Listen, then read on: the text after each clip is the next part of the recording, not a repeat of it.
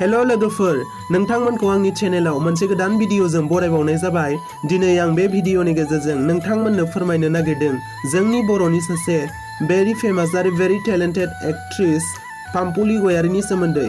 बिथाङा दिनैसिम मोनबेसे फिल्म्सफोराव फाव खालामबोखो आरो सोर सोरनि डिरेक्शनाव सोर एक्टर्सफोरजों जयै खामानि मावबोखो बेफोरनि सोमोन्दै फोरमायगोन। नोंथांमोनहा भिडिअखौ स्किप खालामाजासे मोजाङै नायलांब्लानो जाबाय। थुदो बिदिब्ला गोबाव खालामाजासे भिडिअखौ स्टार्ट खालामनोसै। बिथांनि मुङानो जादों पाम्पुली गयारी, बड' फिल्म एक्ट्रेस आरो बिथाङा क'क्राझार डिस्ट्रिक्टनिफ्राय आरो बिथांनि गामिया जादों मैदेर खर' आरो बिथांनि डेट अफ बार्थखौ मिथिनाय जायाखै। बिथांनि फिल्म्सफोरा जादों फारियै थरथिंसे मोदै, बे फिल्माव बिथाङा चाइल्ड एक्ट्रेसनि फाव खालामदोंमोन। बेनि उनाव गोसोआव खामखाङो, बे फिल्मा 2008 मायथाइयाव रिलिज जायो डेभिड रेनि डिरेक्शन होनायाव आरो बे फिल्मनि हिर'आ जादों सुखबीर खारजी।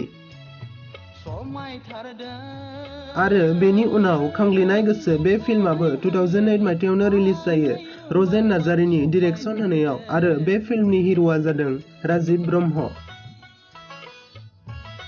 आरो बेनि उनाव लाजिबा खाजि गोमायो, बे फिल्मा 2011 मायथाइयाव रिलिज जायो सपन कुमार ब्रह्मनि डिरेक्शन होनायाव आरो बे फिल्मनि हिर'फोरा जादों राजिब ब्रह्म आरो सपन कुमार ब्रह्म। बेनि उनाव उदां रोमै रोमै, बे फिल्माबो 2011 मायथाइयावनो रिलिज जायो आरो बे फिल्मनि हिर'फोरा जादों अम प्रकाश आरो राजिब ब्रह्म। बेनि उनाव गाबा सोलायो, बे फिल्मा 2012 मायथाइयाव रिलिज जायो आरो बे फिल्मनि हिर'फोरा जादों राजिब ब्रह्म आरो गेवलां। बेनि उनाव बेनो बे फिल्माबो 2012 मायथाइयाव रिलिज जायो सन्जीब कुमार ब्रह्मनि डिरेक्शन होनायाव आरो बे फिल्मनि हिर'आ जादों अबिनाश। बेनि उनाव खैनासान्ति, बे फिल्माबो 2012 मायथाइयाव रिलिज जायो सिराज बाग्लारिनि डिरेक्शन होनायाव आरो बे फिल्मनि हिर'आ जादों रनेन बसुमतारी। आरो बेनि उनाव मिस्टार बड'लेण्ड, बे फिल्माबो 2012 मायथाइयावनो रिलिज जायो प्रबिन गयारीनि डिरेक्शन होनायाव आरो बे फिल्मनि हिर'आ जादों अम प्रकाश खेरखातारि। बेनि उनाव हिर', बे फिल्मा 2015 मायथाइयाव रिलिज जायो रबि नार्जारिनि डिरेक्शन होनायाव आरो बे फिल्मनि हिर'आबो रबि नार्जारियानो।